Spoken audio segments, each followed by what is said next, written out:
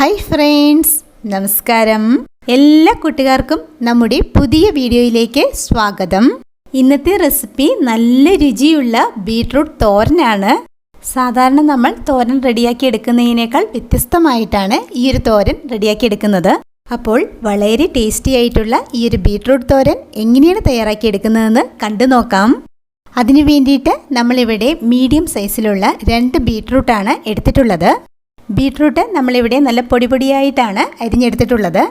ഞാനിവിടെ ചോപ്പറിലാണ് ഇതുപോലെ പൊടിയായിട്ട് അരിഞ്ഞെടുത്തിട്ടുള്ളത്.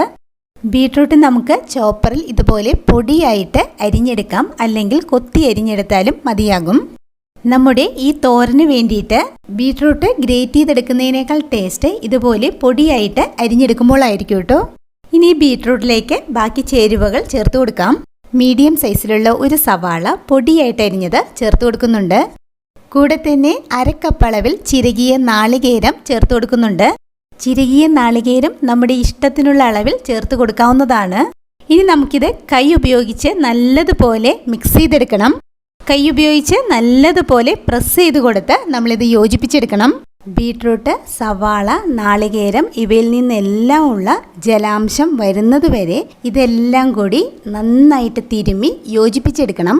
ഇപ്പോൾ ഇവിടെ ഇത് നന്നായിട്ട് മിക്സ് ചെയ്തെടുത്തിട്ടുണ്ട്. നമ്മൾ ഈ ഒരു മിക്സ് റെഡിയാക്കി കഴിഞ്ഞതിന് ശേഷം ഒരു 5-10 മിനിറ്റ് നേരം മാറ്റി വയ്ക്കുകയാണെങ്കിൽ വളരെ നല്ലതാണ്. തോരൻ തയ്യാറാക്കി എടുക്കുന്നതിന് വേണ്ടിയിട്ട് പാനിലേക്ക് 1 ടേബിൾ സ്പൂൺ വെളിച്ചെണ്ണ ഒഴിച്ചു കൊടുക്കുന്നുണ്ട്. വെളിച്ചെണ്ണ ചൂടായി വന്നപ്പോൾ 1/2 ടീസ്പൂൺ കടുക് ഇട്ട് കൊടുക്കുന്നുണ്ട്. കടുക് പൊട്ടി വന്നപ്പോൾ 1 ടീസ്പൂൺ ഉഴുന്ന് പരിപ്പ് ചേർത്ത് കൊടുക്കാം. ഇനി ഈ ഉഴുന്ന് പരിപ്പ് ചെറുതായിട്ടൊന്ന് മൂത്ത് വരണം.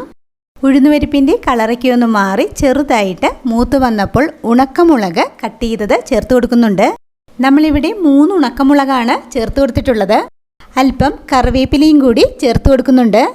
ഇനി ഇതെല്ലാം നന്നായിട്ടൊന്ന് മൂത്ത് വരുമ്പോൾ നമ്മൾ നേരത്തെ മിക്സ് ചെയ്ത് വെച്ചിരിക്കുന്ന ബീട്രൂട്ട്, സവാള, നാളികേരക്കൂട്ട് ചേർത്ത് കൊടുക്കാം. ഇനി ഇതെല്ലാം കൂടി നല്ലതുപോലെ ഇളക്കി യോജിപ്പിച്ചെടുക്കണം.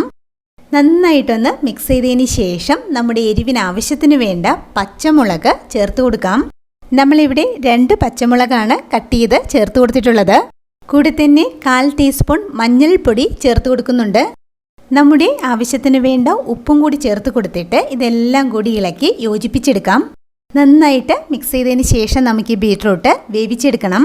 ഇനി ഈ ബീട്രൂട്ട് വേവിച്ചെടുക്കുന്നതിന് വേണ്ടിയിട്ട് 2-3 ടേബിൾ സ്പൂൺ വെള്ളം ഒഴിച്ചു കൊടുക്കാം.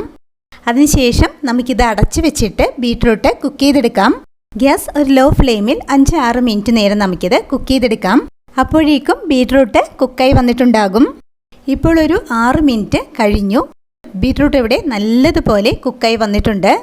ഈ ഒരു ടൈമിൽ ബീട്രൂട്ട് വെന്ത് വന്നിട്ടില്ല എങ്കിൽ ഒന്നും കൂടി അടച്ചു വെച്ചിട്ട് വേവിച്ചെടുക്കണം. നമ്മളിത് പൊടിയായിട്ട് അരിഞ്ഞിരിക്കുന്നത് കൊണ്ട് തന്നെ പെട്ടെന്ന് തന്നെ നമുക്കിത് കുക്കായിട്ട് കിട്ടും. ബീട്രൂട്ട് വെന്ത് കഴിഞ്ഞാൽ ഗ്യാസ് ഫ്ലെയിം കൂട്ടി വെച്ചിട്ട് ഇളക്കി കൊടുത്ത് തോരൻ ഡ്രൈ ആക്കി എടുക്കണം. ഇപ്പോൾ ഇവിടെ തോരനിലെ ആ ഒരു ജലാംശമൊക്കെ വറ്റി ഡ്രൈ ആയി വന്നിട്ടുണ്ട്.